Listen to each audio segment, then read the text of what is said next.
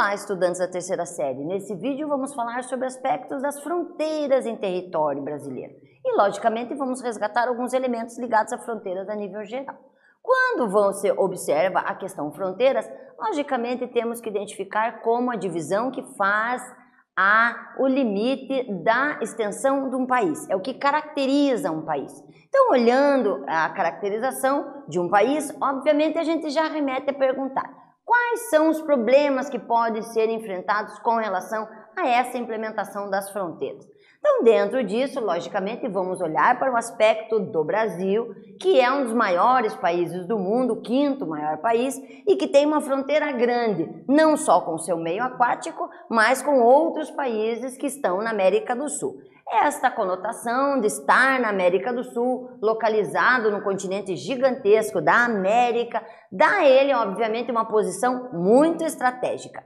Dentro dessa posição estratégica, nós temos a observação que temos 13 países, mas que desses 13, 10 países são diretamente ligados à extensão territorial brasileira. Nisso, obviamente, temos que olhar a consonância de como é o relacionamento com esses países. Nesse relacionamento, a gente tem que fazer um resgate histórico e entender que isso foi se construindo no decorrer do processo.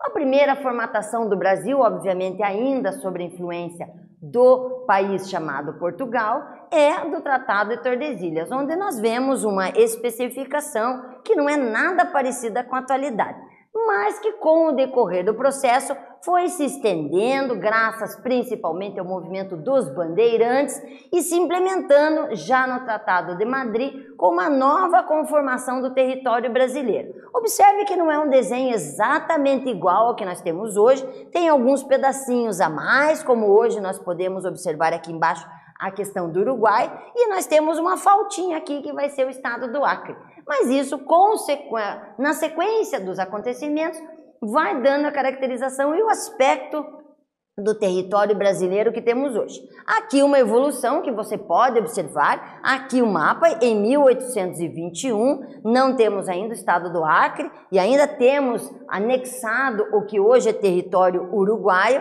e aqui em 1889, já com uma conformação bem mais parecida, já com a situação do Rio Grande do Sul mais estabelecido, tirando aquele pedacinho que pertence ao Uruguai. Ainda não temos a questão nem do Amapá e nem do Acre, que está aparecendo aqui. Essas duas localidades vão ser inseridas no território brasileiro por causa principalmente da inserção de pessoas brasileiras morando nesses territórios. Então o Brasil gradativamente conversa com seus países vizinhos e diplomaticamente age nesse sentido e até compra, faz um tratado que estabelece a situação de assimilação dessas duas áreas. Aqui, mais uma evolução histórica em termos de mapa, em que nós vemos a situação das fronteiras em 1879, aquele mesmo mapinha, onde nós não temos ainda a questão do Paraguai, do Acre e nem do Amapá delimitado, e aqui em 1988 nós já temos uma nova conformação delimitado o estado do Amapá, já inserindo o estado do Acre, além da inserção do estado de Tocantins. Isso a gente percebe num sentido muito interessante, que o Brasil, então, literalmente assume algumas características com as suas fronteiras.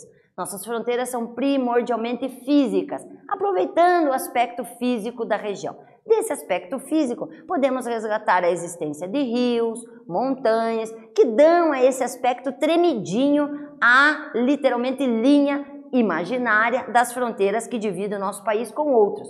Claro que em alguns lugares essa linha é muito visível fisicamente, como é o caso da fronteira Brasil, Paraguai e Argentina, em que o rio Paraná, utilizado para ser a fronteira entre esses países, fica visualmente bem organizado e muito bem delimitado. Espero então que nesse vídeo, em que nós falamos sobre os aspectos de fronteira, vocês tenham gostado e até breve.